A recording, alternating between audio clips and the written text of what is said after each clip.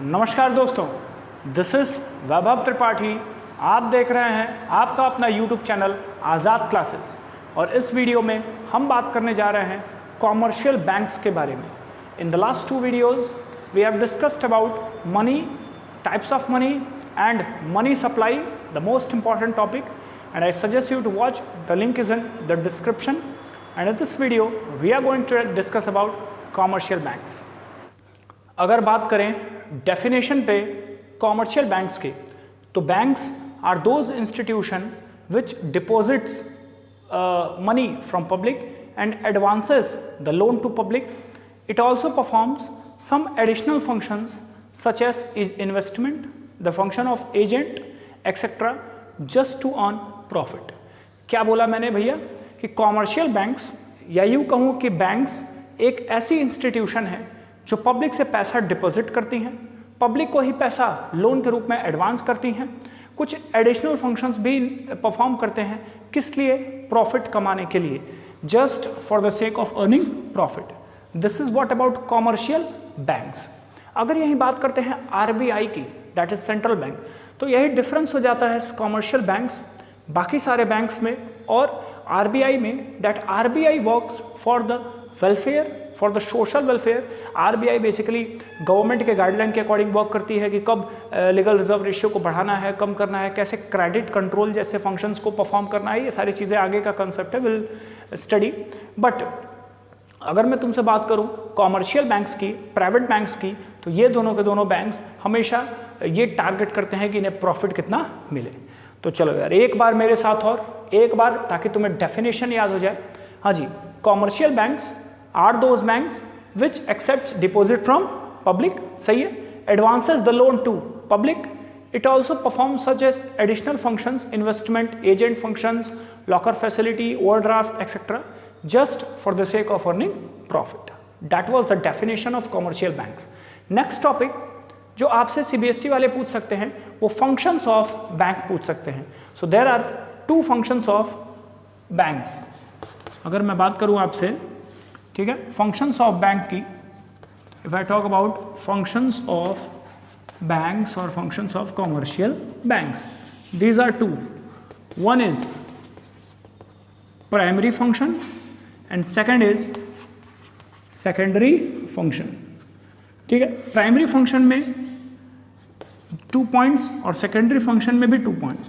और इंटरेस्टिंग चीज़ ये है कि जो हमने डेफिनेशन की है उसी के 2 पॉइंट्स प्राइमरी फंक्शन में आ जाते हैं और सेकेंडरी फंक्शन में एक्चुअली 2 पॉइंट्स तो है, लेकिन इसे बहुत सारे पॉइंट्स हम बना सकते हैं। हम उन पॉइंट्स को बारी बारी करके डिस्कस करेंगे, ठीक है। 1 by 1 will discuss the function of bank which are secondary, but the primary function is bank accepts deposit from public and second is bank advances the loan to public. These 2 are primary function of any bank, ठीक है। तो definition के बाद functions की बात हुई। 2 तरह के फंक्शंस बैंक परफॉर्म करेंगे, one is primary, second is secondary. Primary function में वही 2 चीज़ें, it accept deposit and advances loan. Secondary function की बात करूं तो यहाँ कुछ ऐसे फंक्शंस आ जाते हैं जिन्हें हम स्टडी करते हैं। जैसे first secondary function of bank is the function of overdraft. Overdraft क्या होता है? बैंक्स अपने कुछ चहीते कस्टमर्स को, कुछ ऐसे जान पहचान वालों को या रिस्पेक्टेड कस्टमर को या जो भी आप कहें, ऐसे कस्टमर्स को कुछ एक्स्ट्रा पैसा विड्रॉवल करने की अनुमति दे देती है जो उसके अकाउंट में नहीं है। उसी को हम ओवरड्राफ्ट फैसिलिटी कहते हैं। अगर मैं तुमसे एग्जांपल पे बात करूं तो ऐसे सपोज करो कि he is a very regular customer of any bank and he has current account, basically जो बिजनेसमैन यूज़ करते हैं, और वो डेली 20,000, 25,000, लाख, 2 लाख का ट्रांजेक्शन कर रहा है। और डे कम कि उसे 2 लाख का पेमेंट करना है, लेकिन उसके अकाउंट में मात्र 1,70,000 है। जो बचा हुआ 30,000 है, बैंक उसे ओवरड्राफ्ट करने की फैसिलिटी देती है। आप अपने अकाउंट से ज़्यादा पैसा विड्रॉ कर सकते हैं और बाद में वो पैसा एडजस्ट होता है, लेकिन किन्हीं लोगों को दिया जाता है। पहले तुम्हारे जैसे लोग को नहीं दिया जाएगा। बैंक में जाओ, बिजनेस करो, रेगुलर बेसिस पर रेपुटेशन बनाओ, तब तुम्हें ओवरड्राफ्ट की फैसिलिटी बैंक में भी अलाउ कर सकती है। तो ओवरड्राफ्ट क्लियर। सेकंड फंक्शन की बात करें तो it manages foreign exchange rate. Foreign exchange, basically foreign exchange. Actually before 1990s when India was still an closed economy, ठीक है, तो फॉरेन एक्सचेंज का जो भी रेगुलेशन होता था, मैनेजमेंट होता था, वो गवर्नमेंट करती थी। लेकिन 1990s के आसपास और उसके बाद फॉरेन एक्सचेंज का मैनेजमेंट थोड़ा बहुत कहीं ना कहीं अप टू बैंक को भी इसके राइट्स दिए गए, तो फॉरेन एक्सचेंज का भी जो है कि थोड़ा बहुत मैनेजमेंट कॉमर्शियल बैंक्स के अधिकार में रहता है। नेक्स्ट फंक्शन की अगर मैं तुमसे बात करूं तो डैट इज ट्रैवलर्स चेक। ये बड़ा इंटरेस्टिंग है, ट्रैवलर्स चेक, ठीक है। भारत भ्रमण पे मान लो तुम निकले हो, ठीक है, और भारत भ्रमण पे निकले होते हुए जो भी तुम्हारे खर्चे पानी जगह जगह पे होते गए, अब निकले हो यार, तू ढाबा पे बैठ के खाना उठाए, ये सब लगा ही रहेगा भाई, तो ये सारे का सारा पेमेंट बैंक्स तुम्हारे बिहाफ पे चेक के रूप में करेगी जहाँ जहाँ भी आप ट्रैवल किए हैं, तो that is called traveller cheque. Then discounting of bills of exchange, discounting of bills of exchange पढ़ा था ना, वो घटिया सा chapter bills of exchange class 11th में, मेरे को लगता था, तो मैंने अपना पॉइंट ऑफ व्यू रखा। इतनी सारी जर्नल एंट्रीज होती थी और इतने ज़्यादा कन्फ्यूजन्स होते थे कि आए तो कौन उसे लगाए। तो बिल्स ऑफ एक्सचेंज था, ड्रॉवर, ड्रॉई, पेई, 3 पार्टीज होती हैं बेसिकली, और पीरियड ऑफ मैच्योरिटी से पहले बैंक पेमेंट कर सकता है, और जो होल्डर ऑफ द बिल है, और पीरियड ऑफ मैच्योरिटी आने के बाद बैंक उसमें से कुछ अपना कमीशन ले लेगा। तो bills of exchange, traveller cheque, foreign exchange, overdraft, then locker facility, ठीक है, अंडरराइटर्स के भी जो है कि शेयर्स वगैरह को इश्यू कर रहा है, या वो सारी चीज़ें आपके बिहाफ पे बिल्स पे करना, कस्टमर्स के बिहाफ पे बिल्स पे करना। और एक सबसे इंपॉर्टेंट फंक्शन अभी रह गया, that is bank performs as a function of agent. Bank एक एजेंट की तरह काम करता है, अपने कस्टमर्स को एडवाइसेस करना कि आप इन जगह पे इन्वेस्ट करिए तो आपको प्रॉफिट ज़्यादा से ज़्यादा मिलेगा। तो these functions are performed by bank and these all functions are called secondary. Accepting deposit भाई और advancing loan, these are called primary, और डेफिनेशन तो हमने किया ही है। तो जो लास्ट टॉपिक हम डिस्कस करेंगे इस वीडियो में वो है प्रॉफिट ऑफ द बैंक। मतलब मैं 2-3 बार तुम्हें बोला ना कि बैंक प्रॉफिट के लिए वर्क करती है, तो कैसे प्रॉफिट कमाती है। खैर मैंने तुम्हें बताया इन्वेस्टमेंट करके, कॉमर्शियल बैंक्स भी अच्छे खासे शेयर, डिबेंचर या इन फाइनेंशियल एसेट पे इन्वेस्टमेंट करते हैं, ठीक है, तो वो सारी चीज़ें तो अलग हैं।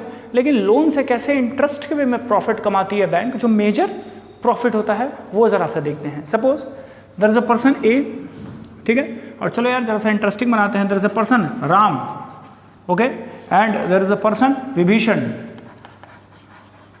हाँ मतलब दोनों दोस्त ही थे, कई जगह राम और लखन को एग्जाम्पल लिया जाता है, तो मैंने राम विभीषण का एग्जाम्पल ले लिया। ऐसा नहीं है कि बहुत मैंने कुछ अपराध किया। तो देखो राम नाम का पर्सन किसी कॉमर्शियल बैंक में जाता है, सपोज करिए कि हमने एक कॉमर्शियल बैंक का एग्जाम्पल लिया, पंजाब नेशनल बैंक, जो मेरी फेवरेट है, और इन सारे कॉमर्शियल बैंक का जो ऊपर बाप बैठा होता है वो है RBI, reserve bank of India. Now there is a mandatory reserve और there is a compulsory reserve which RBI has implemented to all commercial banks that they have to keep some certain amount of reserve in RBI in the form of legal reserve ratio। एक mandatory है जो इन सब के पिताजी ने लगाया हुआ है। और क्या पिताजी ने लगाया है कि जितने भी कॉमर्शियल बैंक हैं इनके पास जो भी डिपॉजिट का पैसा आता है, बताया था ना प्राइमरी फंक्शन में डिपॉजिट, ठीक है, तो उस डिपॉजिट का सर्टेन अमाउंट जो RBI फिक्स करेगा वो कॉमर्शियल बैंक्स को RBI के पास रखना पड़ेगा। मान लो कि, और ये LRR लीगल रिजर्व रेशियो जो है, जो एक मिनिमम रिजर्व है जो कॉमर्शियल बैंक्स RBI के साथ रखते हैं, ये फिक्स करेगा इसका rate RBI। Suppose the rate is 20%। Now Ram deposited 1 lakh rupee, ठीक है, in Punjab national bank on 13th of October 2020 at the rate of 4% per annum.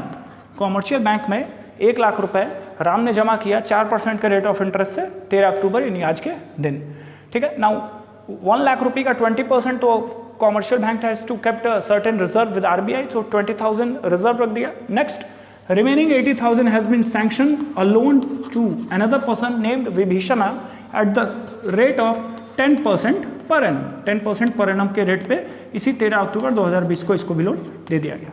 अब 1 साल की कहानी के बाद अगर मैं बात करूं तो 1 साल बाद बैंक PNB विभीषण से 80,000 का 10% यानी 8,000 रुपये कहीं ना कहीं कलेक्ट करेगी, और 4,000 रुपये, 1 लाख पे 4%, 4,000 रुपये राम जी को देगी, ठीक है। तो राम जी को पैसा देने के बाद भी आज के हिसाब से बैंक के पास 4,000 का प्रॉफिट कहीं ना कहीं बचा हुआ है। So this 4,000 profit has been made by commercial bank on only deposit of 1 lakh by a single customer.